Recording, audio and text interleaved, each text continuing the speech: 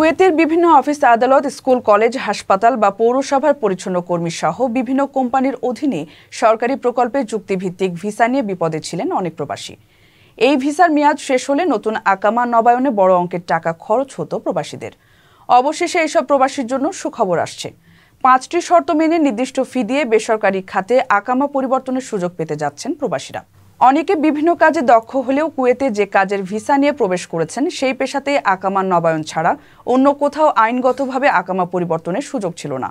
তবে আগামী 3রা নভেম্বর থেকে সরকারি প্রকল্প বা আকুদ হুকুমার আকামা থেকে বেসরকারি খাত বা আহলি আকামায় পরিবর্তনের সুযোগ দিতে যাচ্ছে কুয়েত সরকার। ভিসা পরিবর্তনের ক্ষেত্রে আবেদনকারীকে 350 কুয়েতি দিনার অতিরিক্ত ফি পরিশোধের পাশাপাশি পূরণ করতে হবে 5টি শর্ত। অন্যান্য চুক্তির মেয়াদ শেষ হতে হবে, তবে তার আগে চুক্তির অধীনে কমপক্ষে 1 বছর অতিবাহিত করতে হবে কর্মীকে। শ্রমিকের প্রয়োজন নেই মর্মে প্রকল্পের সরকারি কর্মকর্তা থেকেও চিঠিও প্রদান করতে হবে। লাগবে বর্তমান নিয়োগকর্তার অনুমতি। প্রবাসীদের জন্য এটিকে বড় সুযোগ হিসেবেই দেখা হচ্ছে।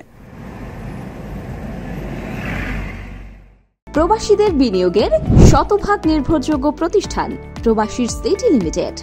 এখানে বিনিয়োগ করে হালাল মুনাফা অর্জন করুন।